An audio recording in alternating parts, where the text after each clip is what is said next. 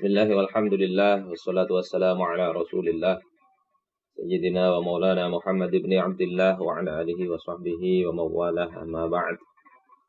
Alhamdulillah pagi ini kita dipertemukan Allah Subhanahu wa taala di perzumpaan kita ini karena lewat Zoom. Kayaknya banyak dari pelihari. Alhamdulillah dengan teknologi ini kita bisa ketemu tanpa harus jauh-jauh ke pelihari. Karena hari Rabu kemarin saya ke sana, ada kerabat meninggal, ternyata harus lewat itu jalan yang kayak off-road, diputar-putar karena jembatannya belum jadi. Nah, dengan Zoom ini mudah-mudahan lancar, di sana bisa tidak terkendala jaringan ya. Selawat dan salam mari kita haturkan ke Rasulullah Sallallahu Alaihi Wasallam berserta kerabat, ya, keluarga dan siapa saja yang mengikuti jejak langkah beliau. Kalau kita kaitkan materi ini dengan kecintaan, sebetulnya kecintaan kepada Rasul itu tidak begitu banyak berarti kecuali kita dengan mengimani apa yang Rasulullah Sallallahu Alaihi Wasallam bawa, Rasul ajarkan kepada kita. Sehingga poin yang akan kita bahas nanti lebih banyak fokus ke keimanan kepada Rasulullah Sallallahu Alaihi Wasallam. Karena ini dasar kecintaannya. Kalau kecintaan tidak didasari keimanan, maka seperti kecintaannya Abu Lahab kepada Rasulullah Sallallahu Alaihi Wasallam. Saat beliau lahir, luar biasanya senangnya Abu Lahab. Sehingga budak beliau, Suwaibah itu sampai dimerdekakan karena cintanya kepada Rasul, gembiranya dengan kedatangan Rasulullah. Tetapi apalah artinya itu ketika justru dia tidak beriman kepada Rasulullah Sallallahu Alaihi Wasallam. Walaupun dikabarkan di dalam riwayat Al-Baihaqi karena kecintaan itu Abu Lahab diringankan siksanya saat hari Senin. Tapi itu riwayatnya bersumber dari mimpi saja memang. Saudara-saudaraku sekalian rahimakumullah, kalau kita bicara tuntutan dari dalil-dalil syara', ada kita baca Al-Quran maupun As-Sunnah, itu bisa kita pilih jadi dua saja. Pertama itu tuntutan untuk dibenarkan atau diimani. Misalnya kita membaca ayat wa ilahukum ilahu wahid. Dan Tuhan kalian adalah Tuhan yang esa. Maka ayat itu amalnya apa? Tidak ada amal lain-lain. Ya sekedar hati itu meyakini betul bahwasanya Allah itu adalah esa. Tidak ada anak, tidak ada ibu, tidak ada bapak, tidak ada saudara. Itu bagian pertama. Membahas misalnya cerita Bani Israel, ada Nabi Musa, ada Fir'aun. Itu tujuannya untuk dibenarkan. Untuk dibenarkan. Kemudian diambil ibrah tentunya. Kemudian ada di dalam Al-Quran maupun As-Sunnah itu seruan atau tuntutannya adalah untuk diamalkan. Jadi terkait dengan amal. Misalnya kita membaca ayat wa halallahu al-bai'a wa harramar riba. Allah telah menghalalkan jual beli, mengharamkan riba. Maka ayat ini tujuannya bukan sekedar dibenarkan saja, tapi ada tujuan untuk diamalkan, yakni jual beli itu boleh, riba itu haram, sehingga maksud diamalkan ini adalah kalau terkait riba ya ditinggalkan. Misalnya wala taqrabuz zina, maka mendekati zina itu termasuk ya, ayat tadi itu termasuk bagian yang kedua ini. Hal yang harus kaitannya dengan amal. Nah, yang kaitannya dengan dibenarkan ini atau diimani ini nanti pembahasan akidah. Sebutannya itu akidah. Kalau Al-Quran menyebut akidah itu dengan kata-kata iman. Nah, kalau yang untuk diamalkan ini syariah, pembahasan syariah. Al-Quran menyebutnya dengan amal soleh. Gitu. Jadi iman dan amal soleh. Nah, hukumnya apa nanti bisa kita lihat. Kalau akidah ini pembahasannya nanti ada mukmin, ada kafir. Kalau syariah nanti pembahasannya ini hukumnya wajib, sunnah, mubah, makruh, ataukah haram. Jadi inilah sebetulnya yang kita dapati dalam dalil-dalil syariat, baik itu Al-Quran maupun As-Sunnah. Saudara-saudaraku sekalian, rahimakumullah.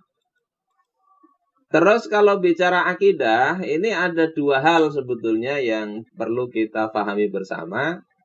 Pertama, akidah dari sisi konsep. Yang itu kita pelajari, kalau dulu di kampung kita belajar sifat 20, sifat wajib, sifat mustahil, kemudian sifat jaiznya Allah dan sebagainya. Itu konsep. Tahu Allah itu wujud, qidam, baqa, dan seterusnya. Allah itu esa, Allah itu maha melihat, dan seterusnya. Konsep. Kalau kita bicara konsep itu isinya apa, kontennya apa, itu adalah al-fikrah kuliah. Itu pemikiran yang menyeluruh tentang apa? Tentang al-kaun, al-insan, wal-haya. Tentang alam semesta manusia hidup. Wa ma qoblal hayatid dunya wa ma ba'daha. Apa yang ada sebelum kehidupan dunia dan setelah kehidupan dunia. Wa alaqatuha bima qablaha wa ma ba'daha. Dan hubungannya dengan sebelum dan setelah kehidupan dunia ini. Jadi kalau bicara akidah apapun itu bicara tentang dunia ini loh apa, sebelumnya siapa dan setelahnya itu ada apa. Konten dari akidah dari sisi konsepnya. Nah, apakah dengan konsep ini cukup? Kalau dengan konsep cukup itu tentunya iblis itu orang yang paling beriman dia. Karena paling mengerti konsep. Dia tahu Allah, bahkan berbicara dengan Allah Ta'ala. Wong dia juga bahkan ketika berdoa itu kepada Allah juga. Meminta, fa'anzirni ila yaumi yub'atsun. Wahai Tuhanku, beri aku tempo untuk menggoda manusia itu sampai hari dibangkitkan. Dia mintanya kepada Allah Ta'ala, nggak minta kepada dukun. Iblis nggak ada dukun-dukunan. Dia langsung dari sisi konsep yakin betul kepada Allah Ta'ala. Nah, akidah dari sisi yang kedua ini yang tidak kalah pentingnya. Walaupun konsep ini penting. Karena kalau nggak ngerti konsep, amal hatinya pasti salah. Nanti meyakini Allah itu kayak dewa-dewa yang bisa menjelma, kemudian menitis. Nah itu kalau nggak ngerti konsep bisa aja kayak amal hatinya begitu. Jadi konsep ini sangat penting kita kaji, nanti kita kaji ya. Kemudian yang kedua amalan hati. Kata Imam Al-Hasan Al-Basri di dalam Lataiful Ma'arif, dikutip oleh Ibnu Rajab. Laisal iman bitamani wala bitahalli. Iman itu bukan sekedar dengan berangan-angan. Tidak sekedar dengan menghiasi perbuatan dengan perbuatan yang baik. Ya, sudah bagus gawiannya, pikirannya, angan-angannya bagus.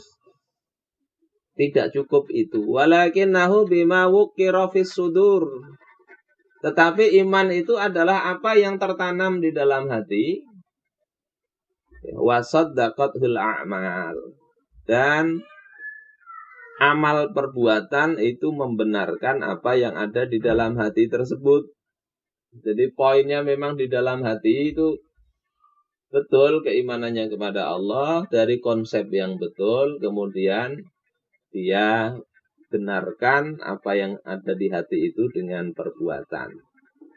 Jadi pembahasan akidah itu di dua sisi ini. Walaupun kalau bicara teori, ya nanti yang lebih dominan memang di situ.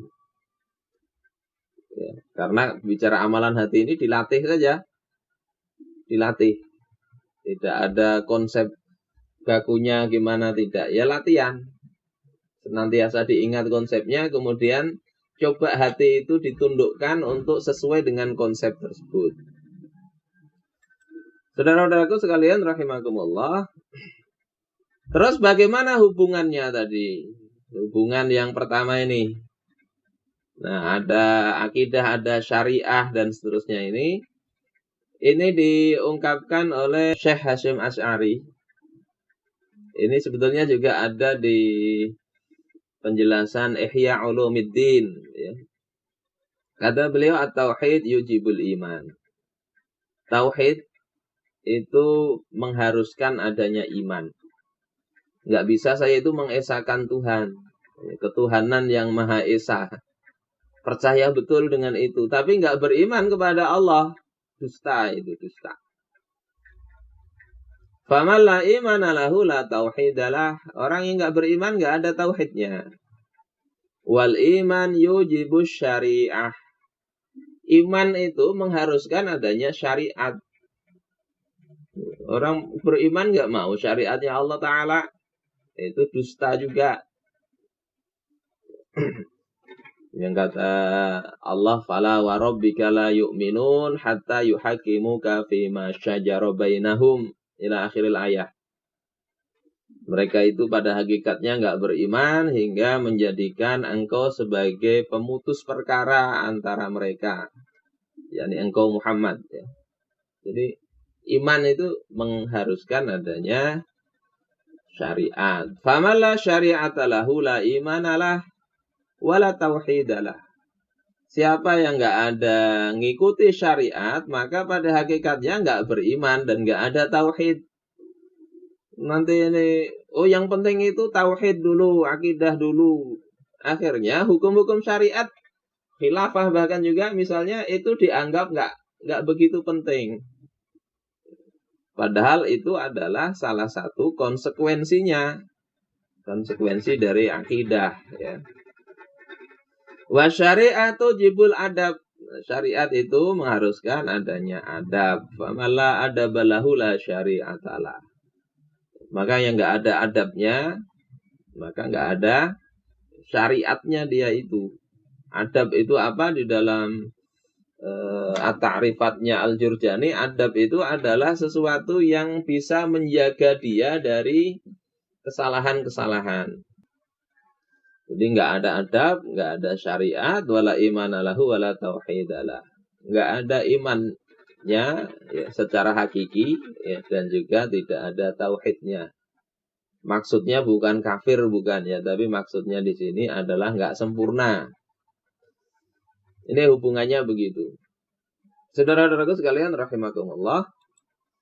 Nah, ini kaitannya dengan konten dari akidah tadi. Jadi akidah Islam itu bicara kehidupan dunia ini. Alam semesta, manusia, dan kehidupan. Kemudian poin pertama itu dari mana adanya? Apakah ada dengan sendirinya? Nah, kalau itu berarti ateis, ya, komunisme. Alam itu terjadi dengan sendirinya. Apakah dia diciptakan oleh Sang Pencipta? Nah, Islam menjawab di sini alam semesta itu diciptakan Allah. Ada karena adanya pencipta. Kalau kada diciptakan nggak ada. Terus yang kedua, untuk apa hidup di dunia ini? Nah, kalau untuk sekedar bersenang-senang, maka itu jawabannya orang-orang komunis maupun orang-orang kapitalis. Jadi dunia ini orang dibikin, ya mereka mau ngatur urusannya sendiri. Terserah. Untuk mendapatkan kepuasan secara maksimal dalam hidup di dunia ini. Kepuasan fisik. Nah, itu konsep kapitalis. Akidahnya akidah kapitalis. Sekuler. Jadi ngakunya ada di dunia diciptakan Allah, tetapi nggak mau tunduk kepada syariat Allah. Seolah-olah syariat itu nggak ada. Pakai dalil lagi, antum a'lamu bi umuri dunyakum. Kalian lebih tahu urusan dunia kalian. Sehingga untuk apa hidup di dunia, ya kita lebih tahulah daripada Allah Ta'ala. itu adalah akidah yang sesat walaupun dia mengatakan beriman kepada Allah Ta'ala. Dalam Islam jawabannya, manusia itu diciptakan untuk beribadah. Wa ma khalaqatul jinna wal insa illa liya'budun. Tidaklah kuciptakan jin dan manusia kecuali untuk beribadah kepadaku. Ibadah dalam makna luas dan ibadah dalam makna khusus atau ibadah mahdhah. Ibadah mahdhah ya berarti sholat, puasa, dan seterusnya. Ibadah dalam makna luas itu ya berarti ketundukan kepada Allah Subhanahu wa Ta'ala secara total. Sehingga nggak mikir-mikir lagi ketika minuman keras misalnya diharamkan oleh Allah Subhanahu wa Ta'ala. Kalau memang dia tujuan hidupnya untuk mengabdi pada Allah, dia nggak akan mikir, oh ini kalau saya tutup minuman keras ini, saya akan rugi. Tetapi kalau saya cari investasi di luar, baik dari yang industri besar sampai eceran, kira-kira bakalan banyak keuntungan. Kan tahun 2016 di negeri ini ada 282 juta liter produksi miras itu.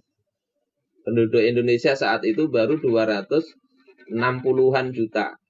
Mirasnya sudah 282 juta liter. Jadi kalau dibagi itu satu orang dapat 1 liter lebih. Kira-kira mabuk kayak kalau lah minum 1 liter lah. Nah, itu sebelum ada perpres yang membuka keran investasi asing untuk miras baik produksi besar maupun eceran. Sudah sangat-sangat banyak ya, 282 juta liter. Dapat apa namanya itu? Cukainya itu yang resmi ada cukainya segitu. Yang tidak resmi nggak tahu kita. Cukainya itu sekitar 5 triliun. Nah, kalau orang berakidah Islam, dia akan mengatur kehidupan dunianya ini dengan apa? Paradigma hidup itu untuk ibadah. Ibadah itu ketundukan mutlak total kepada Allah Subhanahu wa Ta'ala. Ketundukan tanpa tapi. Ketundukan tanpa tapi-tapi. Ya untung kah kada kah, rugi kah kada kah. Maka dia akan sesuaikan hidupnya untuk Allah Ta'ala. Ya. Itu dalam akidah Islam tadi. Kemudian yang ketiga, kemana pasca kehidupan dunia ini? Orang yang mati itu loh, kemana? Nah kalau dalam jawaban Islam, kemananya itu ya ke akhirat nanti dia. Orang mati itu pindah alam. Kada bisa mencungul lagi ke dunia jadi zombie. Atau dalam akidah lain bisa bereinkarnasi. Kalau dia amalnya baik nanti jadi yang bagus tampan. Kalau amalnya jelek nanti bisa bereinkarnasi model kayak Cut Patkai gitu, jadi babi. Nah itu akidah lain itu, akidah lain. Dalam Islam kemana itu nanti ya ada pertanggungjawaban di akhirat. Ini jawaban akidah Islam secara umum begitu. Nah kalau dilihat pernik-perniknya nanti banyak.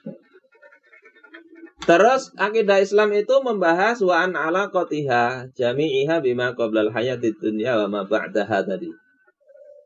Hubungan antara kehidupan dunia dengan sebelumnya dan setelahnya. Nah hubungannya kehidupan dunia dengan sebelumnya itu adalah bahwasanya kehidupan dunia itu Allah ciptakan untuk terikat kepada perintah dan larangan Allah Ta'ala. Di dalam Al-Quran Allah katakan, Inna khalaqnal insana min nutfatin amsyajin nabtali faja'alnahu sami'an basira. Sesungguhnya kami ciptakan manusia itu dari nutfah, dari sperma. Untuk apa kata Allah? Nabtalihi.